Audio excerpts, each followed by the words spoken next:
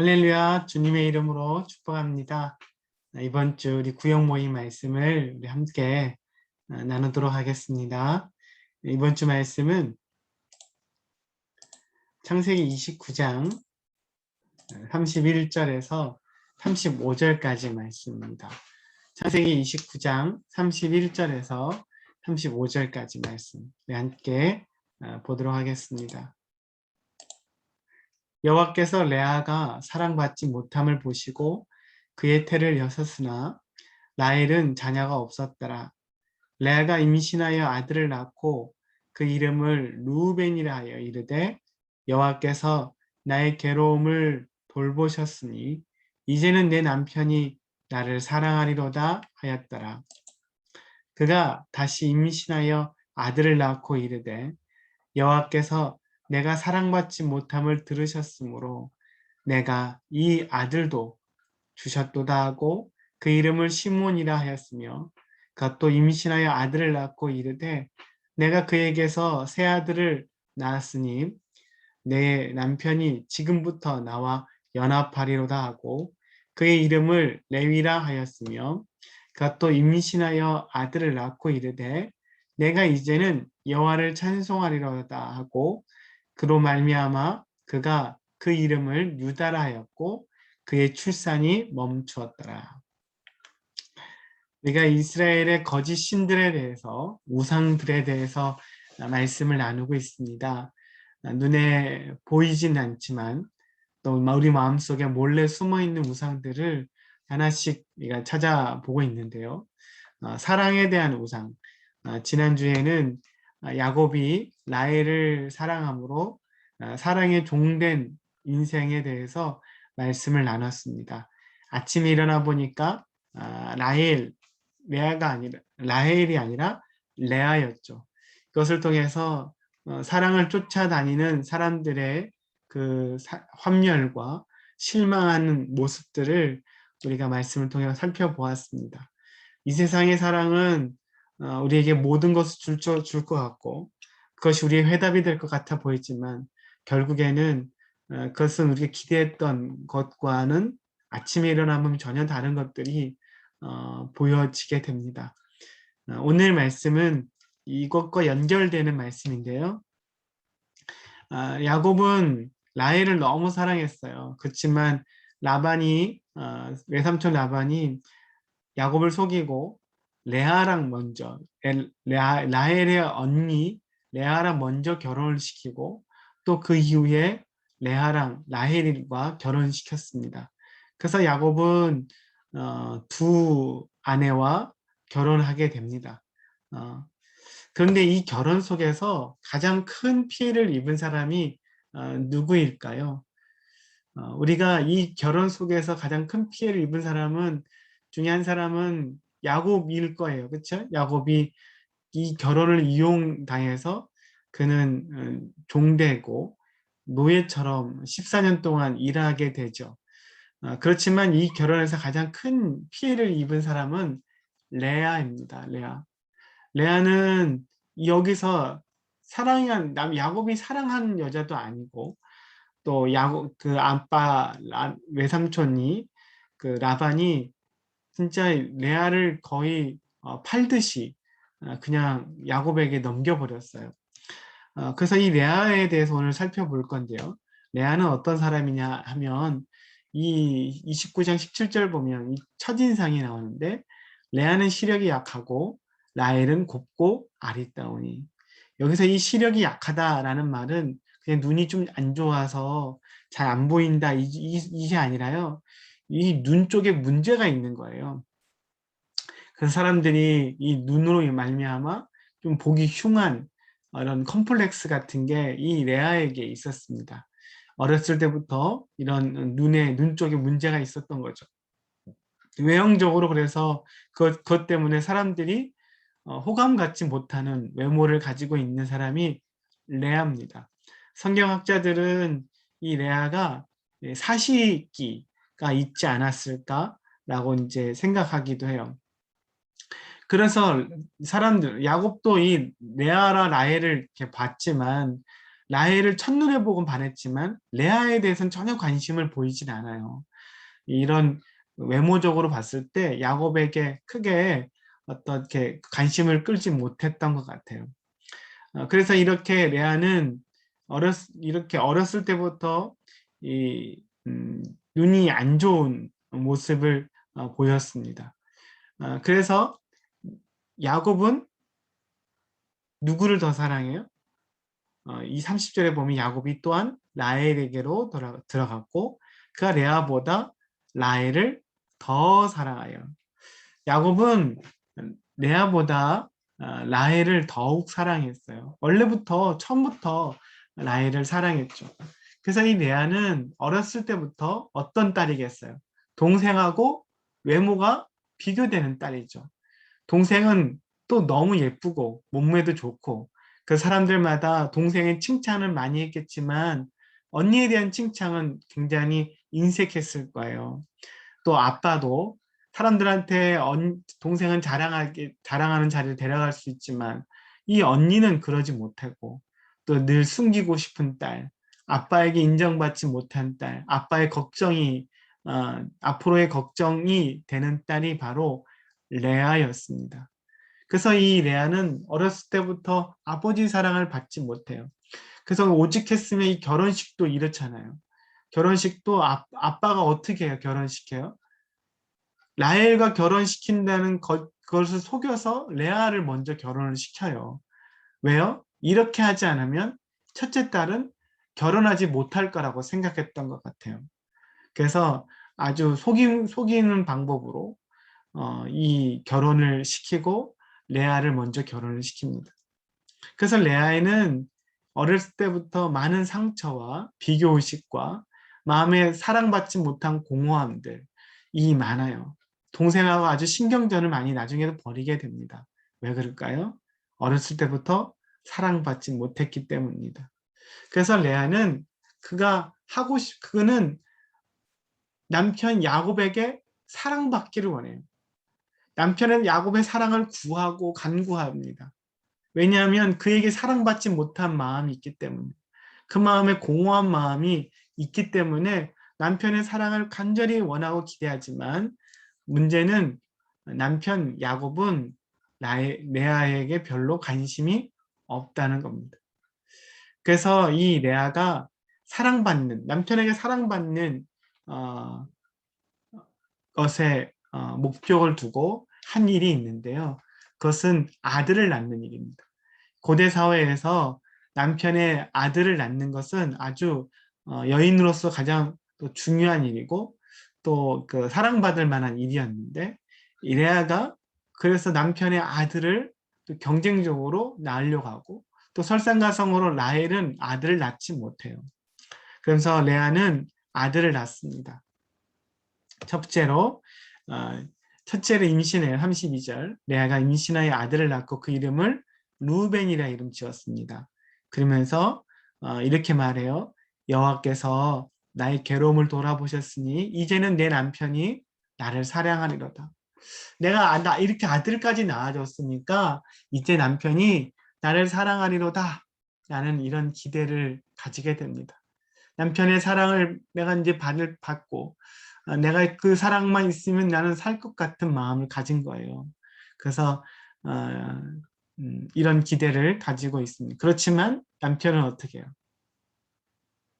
별로 레아에게 마음을 주지 않아요. 레아가 바라던 그 사랑을 그 마음에 갈급한 그 마음의 사랑을 해주지 않습니다. 또 레아는 그래서 하나님이 또 임신하게 해서 두 번째 아들을 낳는데 그 이름을 시므온입니다. 두 번째 아들 낳으면서 이렇게 얘기해요. 여호와께서 내가 사랑받지 못함을 들으셨으므로 내게 이 아들을 주셨도다. 여호와께서 내가 사랑받지 못함으로 이 두 번째 아들도 주셨기 때문에 내가 이제는 사랑받을 거야. 남편이 날 사랑해 줄 거야. 라는 생각을 가졌습니다. 그럼에도 불구하고 남편 야곱은 여전히 라헬에게만 관심을 갖고 라헬만 사랑했어요. 또 레아는 세 번째 아들을 낳아요. 그가 또 임신하여 아들을 낳고 이르되 내가 그에게 새 아들을 낳았으니 이렇게 말합니다. 내 남편이 지금부터 나와 연합하리로다. 지금부터 나와 연합하리로다 라고 얘기합니다. 그 이름을 레위라고 하죠. 그렇게 기대했지만 여러분 여전히 야곱은 레아를 사랑하지 않고 라헬만 사랑해요. 남편의 사랑만 있으면 좋겠고 남편이 날 좀만 사랑해주면 너무나 좋겠는데 남편이 이 라헬을 그 레아를 사랑해주지 않는 겁니다. 아들을 셋이나 낳는데도요. 얼마나 마음이 공허했겠어요. 그 남편의 사랑을 구하는데 남편이 사랑해주지 않아요. 그럼 세상의 사랑이 그래요. 남편이 우리가 남편의 사랑을 하나님처럼 우상으로 숭배하면 여러분 그 사랑은 우리를 배신합니다. 왜냐하면 그는 하나님이 아니기 때문이에요. 우리에게는 그 하나님만 채워줄 수 있는 그 사랑이 있는데 이 레아는 그 사랑을 남편에게서 찾고 있는 겁니다. 그래서 그 레아는 계속 마음의 상처를 받아요. 근데 이 레아가 변화가 일어나요. 레아의 삶이 변화되고 생각이 변화됩니다. 인생이 바뀌는 일이 일어나는데 넷째를 낳았어요. 넷째를 낳는데 그것도 임신하여 아들을 낳고 이르되 내가 이제는 여호와를 찬송하리로다. 내가 이제는 어떻게 해요? 여호와를 찬송하리로다. 뭔가 좀 달라지지 않았어요? 뭔가 바뀌었잖아요. 이 첫째부터 셋째까지는 어떤 이야기가 있어요? 그 말들 속에서 무엇이 있습니까? 남편에 대한 이야기가 있고 남편의 사랑을 갈급해하고 또 간구하고 찾는 그런 이 레아의 모습이 있는데 이 넷째 아이들로부터 이 넷째 아들 유다를 출산하고 난 이후부터 그의 인생이 바뀝니다. 내가 이제는 누구를 여호와를 찬송하리로다. 내가 이제 여호와를 찬송하리로다 라고 그가 삶을 방향을 바꾸고 시선을 바꾸기 시작했어요. 남편을 바라보던 시선에서 하나님을 바라보는 시선으로 그의 시선을 옮깁니다. 남편의 사랑을 또 구걸하는 인생에서 하나님의 사랑을 또 찾는 또 하나님을 찬양하는 그런 레아로 바뀌게 돼요. 여러분 우리 안에 이런 변화들이 일어나야 됩니다. 남편을 사랑하는 남편을 하나님보다 더 사랑하면 여러분 이렇게 레와 같이 이런 배신을 당할 수밖에 없습니다. 왜냐하면 남편은 하나님이 될 수가 없기 때문이에요. 사람을 먼저 사랑하면 그 사람이 하나님과 같은 우상이 되버리면 여러분 그러면 그 사람도 불행해지고 나도 불행해지는 거예요. 하나님이 우리의 주인이 되시고 하나님을 사랑하면 그 사랑으로 말미암아 남편을 제대로 사랑하게 되고 아내를 사랑하게 되고 자녀들을 사랑할 수 있게 되는 겁니다. 저는 오늘 우리 모두가 오늘 레아와 같이 남편을 바라보는 시선에서 이제는 하나님을 바라보는 시선으로 바뀌어지기를 축복합니다. 여러분, 여러분의 야곱은 누구예요?